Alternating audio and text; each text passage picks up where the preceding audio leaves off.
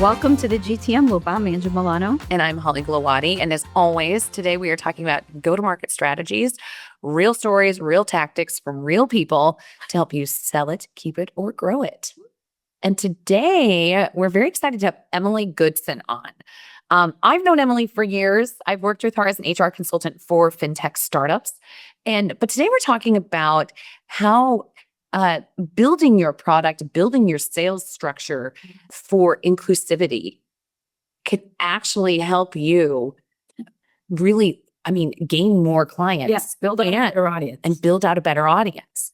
And, when we get into the conversation, you'll hear us talk about how this often is an afterthought or thought of as a nice to have. But when really you start with your foundation as a place of inclusivity for any sort of disability, you're actually broadening your audience in a way that doing something like broadening your marketing messaging would be destructive.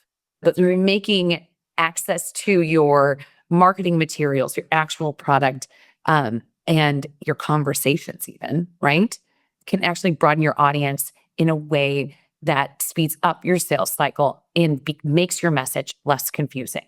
So I'm really excited because this is a conversation that's probably just not had enough. And I think you'll really see the benefits of it. So, And get started on your compliance. It's part of compliance. exactly. Here we go. All right. We are very excited to welcome our guest today, Emily Goodson. Emily, welcome to the GTM Loop. Thank you so much for having me. I'm thrilled to be here. Gosh, well, Angie and I have been looking forward to this conversation because I think it's one that's just not had enough. So, Emily, I would love it if you could just give the audience a little bit of your background, what you focus on, and then we'll get this conversation going. So I am an author and a speaker. I'm previously a startup HR leader. I built my career in HR, and then about 4 or 5 years ago, started speaking and writing about my experiences with physical disability. So I had a brain injury when I was 8 years old. And as a result of that, I became physically disabled and have a leg length difference. I walk with a limp. I have some partial paralysis on my left side. And I felt like probably coming out of the pandemic, I feel like the COVID-19 pandemic was such a, kind of a revelatory experience for many of us. And I think particularly related to our own personal development, but then also, I was doing HR consulting at the time and kind of seeing how people were responding in workplaces and how, a lot of employees with disabilities specifically were anxious about going back into the workplace, the physical workplace, for a number of reasons. So anyway, about that time, that's where I pivoted to doing work around disability. And so now I speak in companies about my experiences, and that is in front of big audiences. Sometimes it's just with ERGs. And then I recently published a book called Dating Disability, which is about building confidence and self-worth in oneself and your identity through the lens of dating. Yes, and it's a great book. We will link to it in the show notes. Okay. Very much recommended, everybody. This is great. We're excited to have this conversation because I think when companies are starting up, they're thinking about so many things that they sometimes forget they need to make things accessible, right? Yeah. So when someone is starting, and we focus on go-to-market, right? So that's everything. That's like really the very beginnings of like you're selling, you're setting up your website, you're setting up your teams. So when we look at someone at that stage, how can teams bake accessibility into that go-to-market strategy from the very beginning so it just becomes like a part of the fabric versus something they feel like they're adding on? And I think it's similar to probably a lot of things, but for me, obviously HR and people strategy come to mind as the similarity of it's easier to bake it in from the beginning than to go back and have, start to rework it in. And I think, again, another parallel between, good HR and accessibility is like, it's great business, right? Like it just makes sense. And I think the thing about accessibility is, you need to look at it from several different angles, right? There's, your product, there's your internal employee experience, there's, external employee, client, customer, member experience. Yes. And so there are a lot of angles. And I think the number one tip I have is you need to involve people with lived experience. And that may be a consultant, that might be an employee, it could be an advisor, but I think that's super helpful to bring in that subject matter expertise. So yeah, I think, right when you're starting, kind of having it on your radar as, a baseline definition of what is accessibility, how do we want to show up here, and then depending on what your product is and what marketing you're doing, like what does disability inclusion mean in that as well? Because at the end of the day, it's anyway, the numbers vary, but anywhere from 20 to 25% of the population has a disability. And realistically, that's a low number because people are hesitant to disclose a lot of times. But it's good business sense, right? To be able to market your products to 25% of the population and sell your products and have those people come work for you. Like this is, I think, something that's been thought of as a nice to have when it should be essential. Yeah.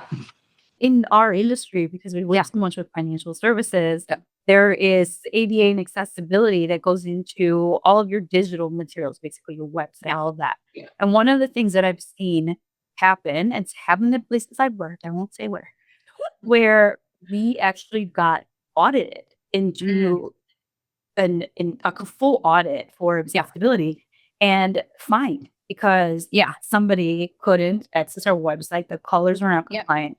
And it's one of those things where that could have been avoided from day one with the right type of subject matter expert. So I love how you're bringing that up.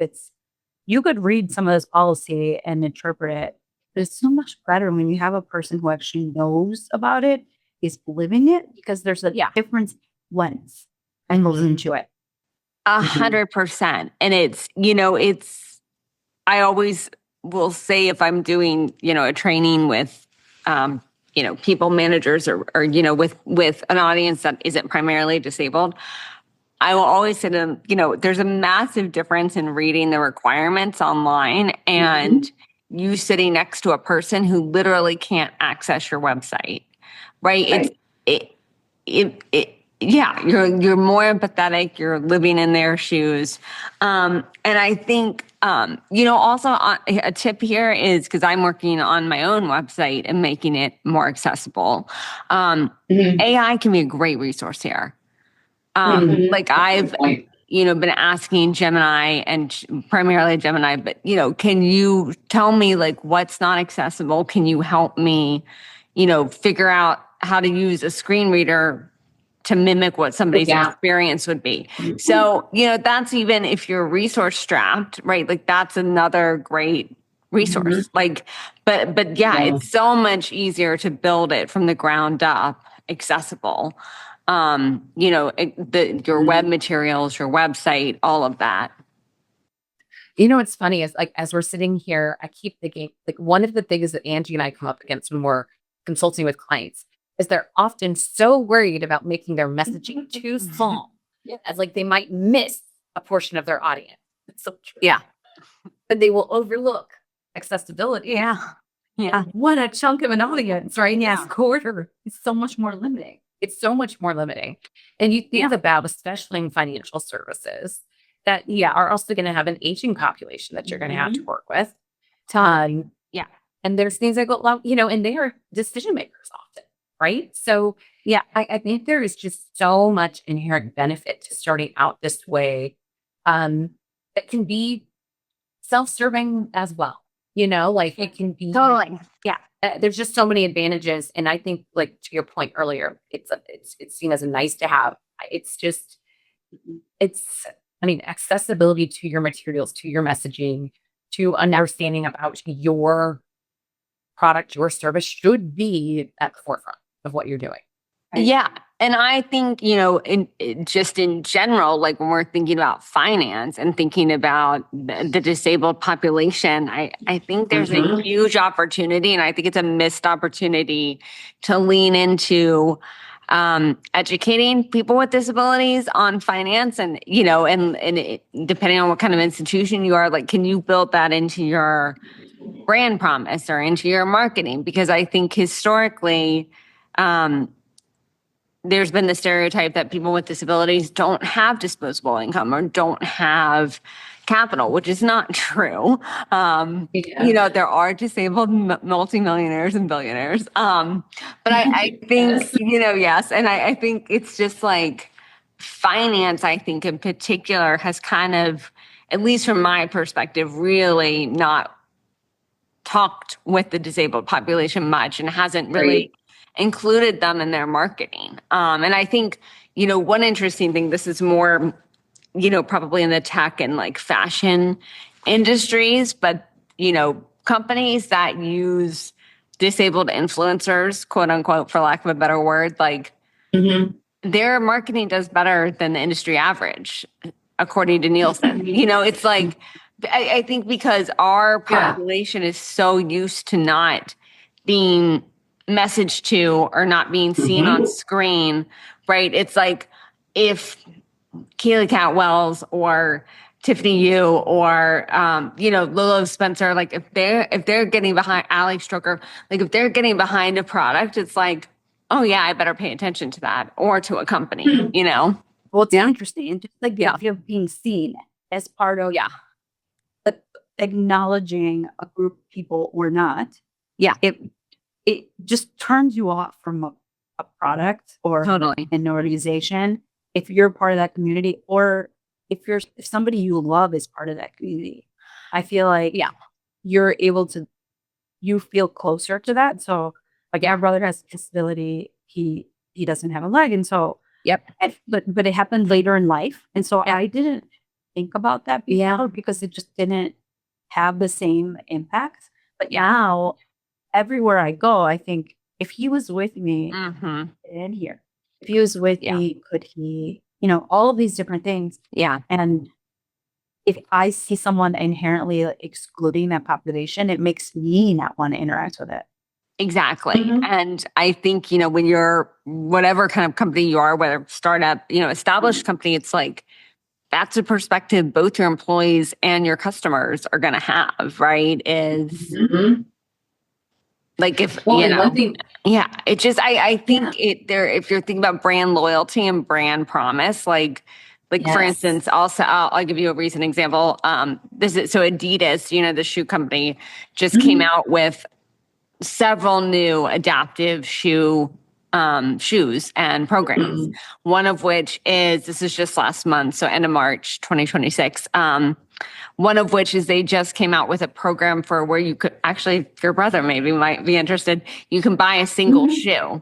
And I know we talked about this. Yeah, and I read this and I was like, I have a friend who is an amputee, and I'm like, my friend has wanted this for 10 years. We've talked about this for 10, 15 years. And now I'm like, I feel like Adidas is the only company doing this. And so now it's like, I'm like, I want to work with Adidas. I want to buy their stuff. Even though I, have both of my legs, I'm like, I just appreciate that they're seeing my friends who have this need.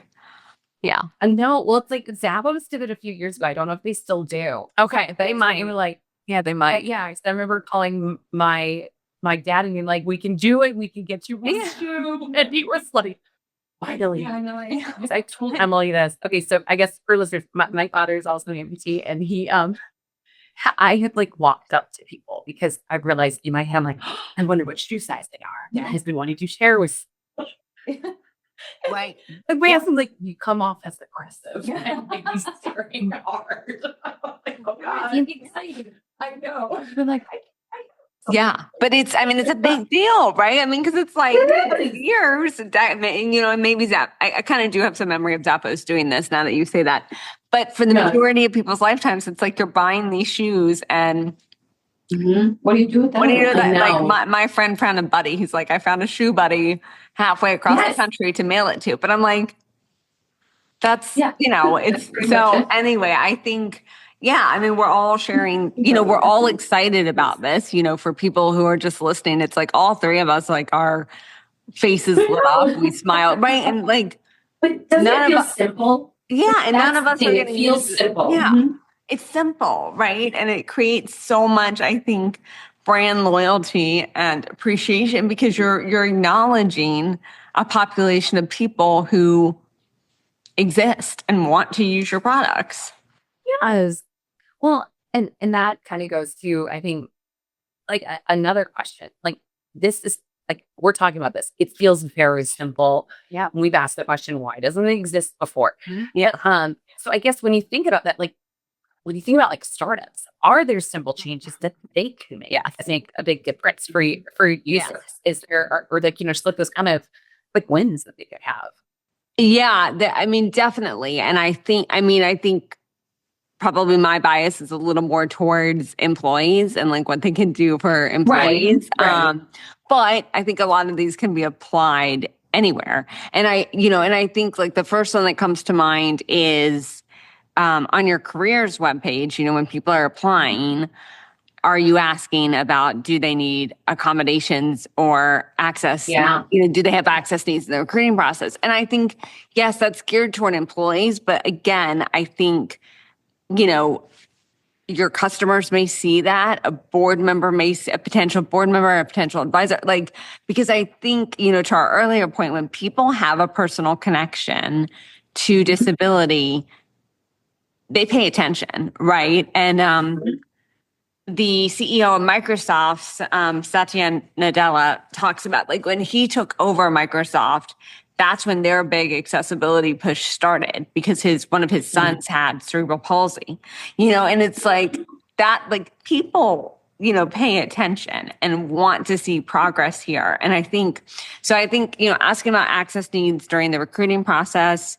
Also, if you're an employer, if you're doing an in-person activation or a marketing event and people are coming to your offices or to an event space or a conference you're putting on, like, again, are you asking about access needs? Like, you don't have to ask people to disclose what their disability is or if they identify as disabled, but I think just saying, do you have any access needs you want us to be aware of so that they can fill in, I need an elevator, I need closed captioning, I need handrails, I need access to a disabled bathroom, things like this, a screen reader, an ASL interpreter, because I think those are all quick things that don't cost any money and any of us can do.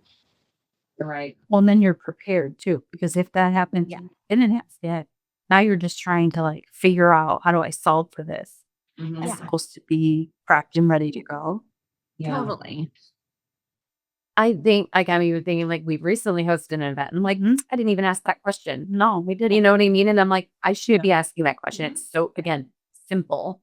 And it's something I think about in other areas of my life. But for some reason, like, and it's just funny because even someone who's been, like, my whole life has been thinking about, like, it's just someone who has different needs than I have. And like, oh yeah, I forget to ask. So I need the reminder by now. Yeah. Very interesting. And you are in tune with it. Since I think it's like putting yourself in the other person's shoes. And that's Emily, like your point earlier about bringing in people who've lived experience. Yeah.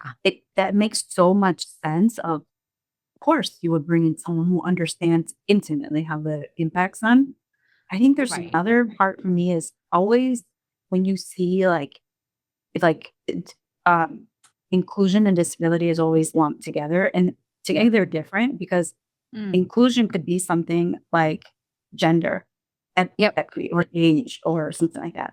Disability is very different in that if you're going to an event, for example, and there's a person that is like has like a gender technically gender affirming, but being included is different than a person who literally physically cannot access your space because of the disability. And I think when I see those two things lumped together, then it feels like I'm just checking off a box and a requirement and not living and breathing the actual essence of what having a disability is about. I think I think the key is when you're having an event or when you're an employer, you want everyone to feel like they belong. And, people's needs are very different. I mean, and the thing about disability is it is such a broad,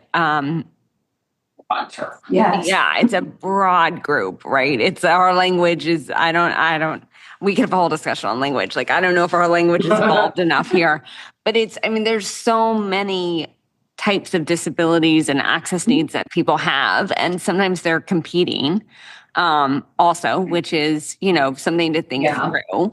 But yeah, I think, the bottom line is like, you want people to feel like they belong, regardless of their gender or their disability or their age or their race, they're all of it. And so I think, you don't want to checking the box is just not helpful to anyone. I think to your point, it's like, we want to be proactive about thinking through how we can be, and you're not going to get it right every time. Like, nobody is, but it's, how can you, proactively be thinking about this in, when you're looking at the lens of your employees, your clients, your materials, your marketing, et cetera.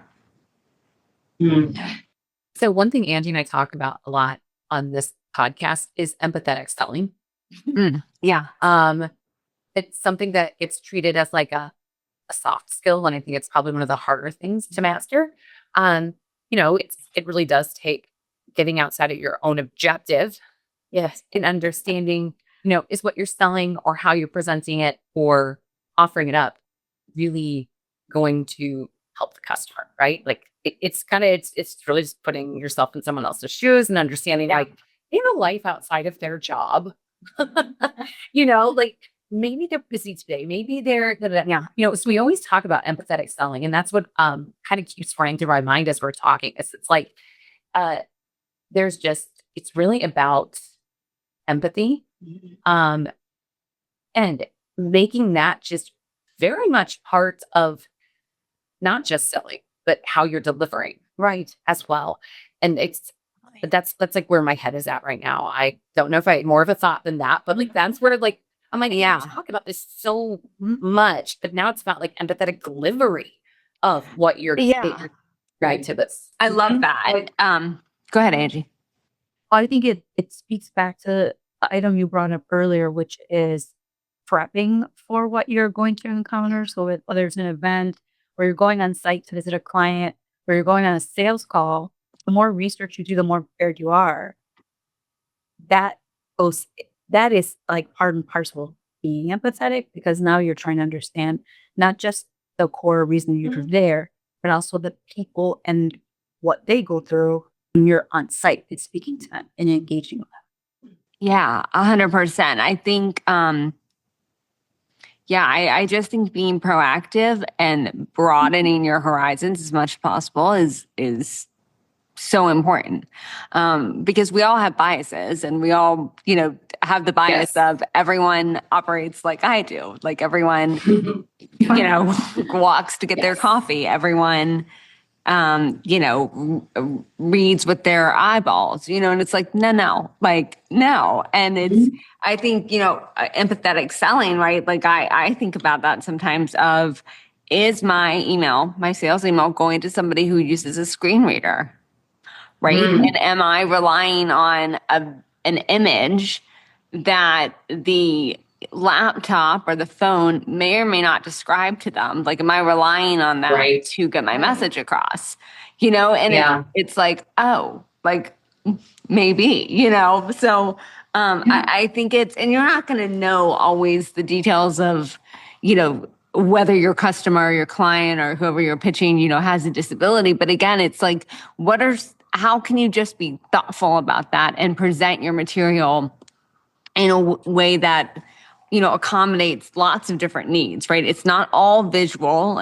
It's not all, in text. It's, it's a diverse presentation. Yeah. Yeah. And there's some other thought I had, but now it's gone. It'll come back. It'll come back. But yeah, this empathetic delivery. Totally. I love it. Yeah. I know. I was just like, that's just kind of I was like, oh, yeah, it's like the other piece of this puzzle. Wow. Because like even we talk about how like when you create a partnership or you sell something and like that's only a milestone. There's the rest of it to go. There's the implementation, there's an onboarding, there's all these things. Yeah. And we even say like when people are going to market, they forget that there's life beyond the sell. Yeah. It's taking care of the relationship. It's a two-way street.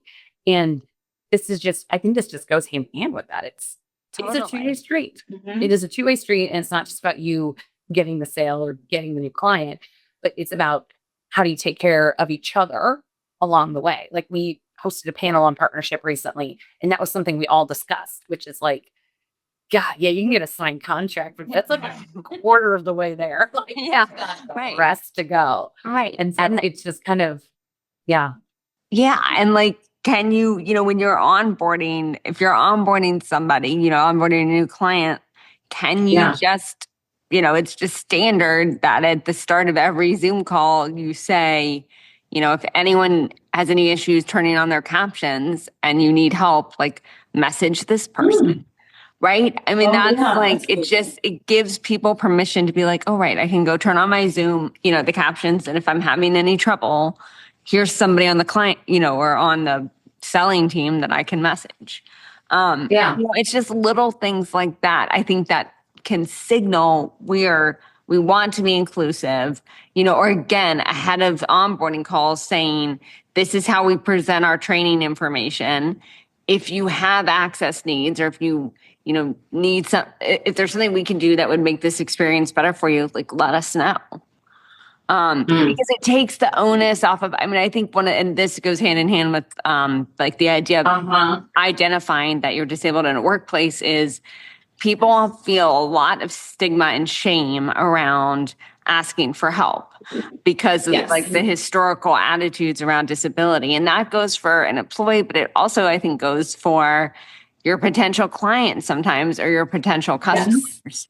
So I think the more we can do to be empathetic, as you're saying, and show that up front, it goes a long way. Well, I feel like this has been a great conversation because I think oftentimes, like we said earlier, it's an afterthought or it feels like a nice to have when it really can't be foundational to getting great customers, getting great visibility.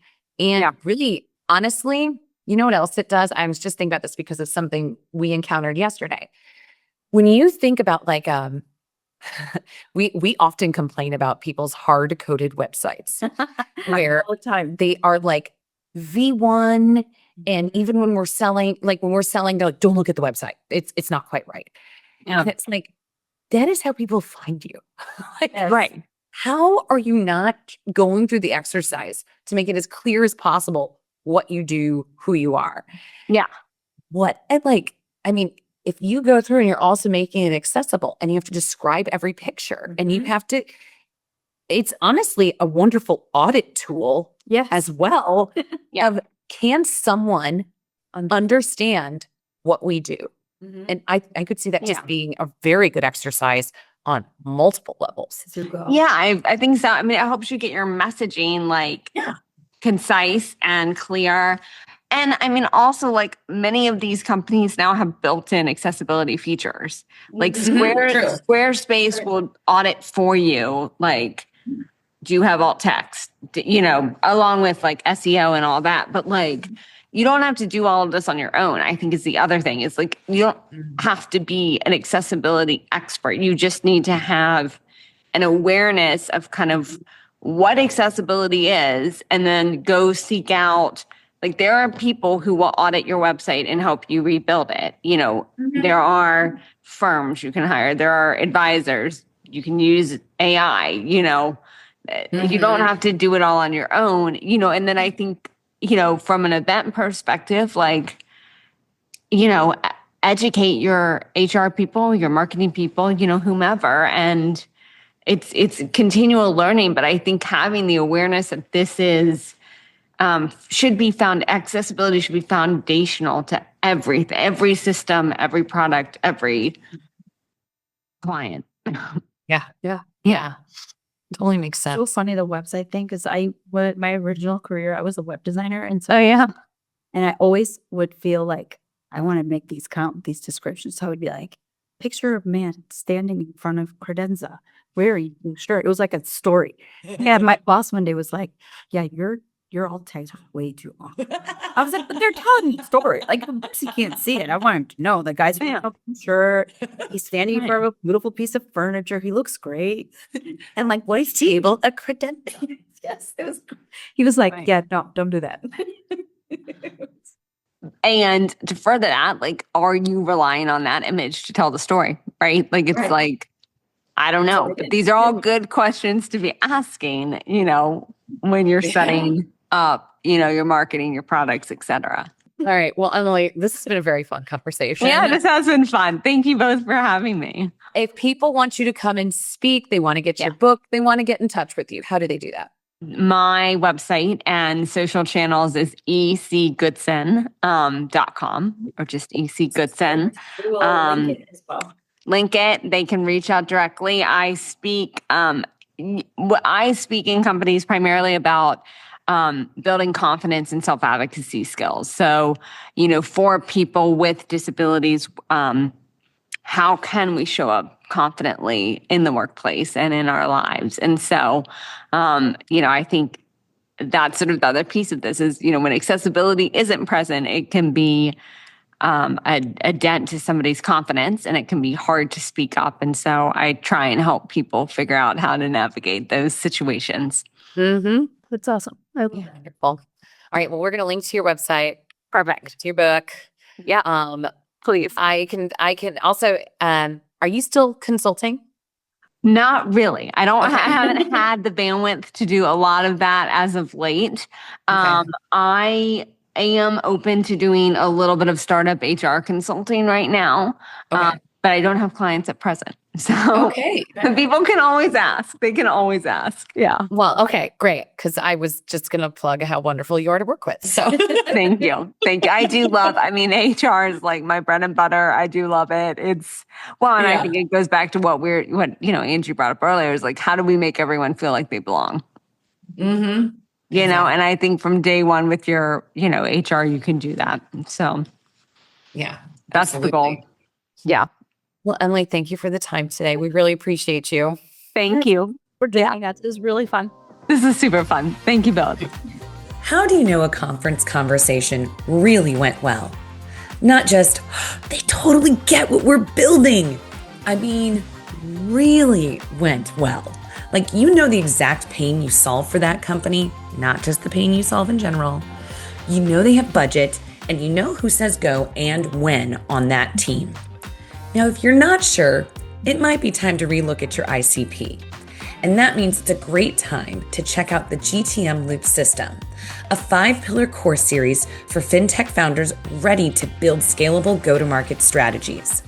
We're announcing our first pillar, clarify your ideal customer profile. It's available today for only $49. So go to thegtmloop.com or go to the show notes to click directly to the URL and get started today.